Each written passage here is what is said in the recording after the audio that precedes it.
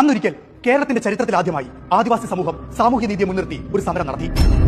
ഹൃദയം നുറുങ്ങിയാണ് അന്ന് ആദിവാസികൾ സമരത്തിലിറങ്ങിയത്. തികച്ചും ജനാധിപത്യപരമായ സമരത്തെ ഭീകരപ്രവർത്തനമായി ചിത്രീകരിച്ച് വന്യജീവി സങ്കേതം കയ്യേറിയെന്ന കള്ളക്കഥയുണ്ടാക്കി ക്രൂരമായാണ് അന്നത്തെ സർക്കാർ അടിച്ചമർത്തിയത്. വിഭവാധികാര രാഷ്ട്രീയം ഉയർത്തിപ്പിടിച്ച് സമരഭൂമിയിലേക്ക് എത്തിയ ആദിവാസി സമൂഹത്തോട് 2003 ഫെബ്രുവരി 19 കേരളം നടത്തിയ ആ കൊടും ക്രൂരത കാലം എത്ര കുത്തിയൊലിച്ചാലും കെട്ടടങ്ങുന്നതല്ല. അരികുവൽക്കരിക്കപ്പെട്ട മനുഷ്യരുടെ ചോരയും വിയർപ്പും കണ്ണീരും ഉരുകി വീണുറഞ്ഞ ആ മണ്ണിന് മുത്തങ്ങ എന്നാണ് പേര്.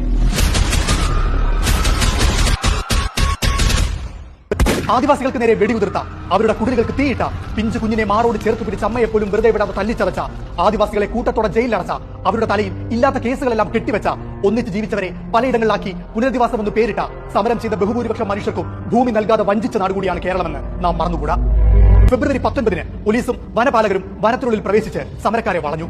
കീഴടങ്ങണമെന്ന പോലീസ് നിർദ്ദേശത്തിന് മറുപടിയായി മുദ്രാവാക്യം വിളിച്ചും അല്ലാതെയും ചെറുത്തുനിന്ന ആദിവാസികൾക്ക് നേരെ പോലീസ് ഗ്രനേഡ് എറിഞ്ഞു. അവർ കെട്ടിയ പുൽക്കുടികൾ കത്തിച്ചു. അവർക്ക് നേരെ വെടിയുതിർത്തു. പിന്നാലെ നടന്ന പോലീസ് വെടിവെപ്പിൽ യോഗി എന്ന ആദിവാസി യുവാവും പോലീസ് ഉദ്യോഗസ്ഥനായ വിനോദും കൊല്ലപ്പെട്ടു. പിന്നാലെ അതിശക്തമായ പ്രതിഷേധം ആന്റണി സർക്കാരിനെതിരെ ഉയർന്നു. ആദിവാസികൾ നടത്തിയ ജനാധിപത്യ സമരത്തെ അംഗീകരിക്കാൻ പോലും സർക്കാർ തയ്യാറായില്ല. ആദിവാസികൾക്ക് നേരെ വെടിയുതിർത്തതിനെയും അവരെ തല്ലിച്ചതച്ചതിനെയും this is the message to Kerala എന്നാണ് കെ സുധാകരൻ അന്ന് വിശേഷിപ്പിച്ചത്.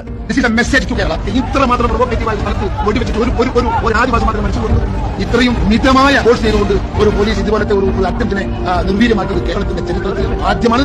അതിന് നേതൃത്വം കൊടുത്ത പോലീസ് ഉദ്യോഗസ്ഥന്മാർ അഭിനന്ദനം അറിയിക്കുന്നതാണ് ഗവൺമെന്റിന്.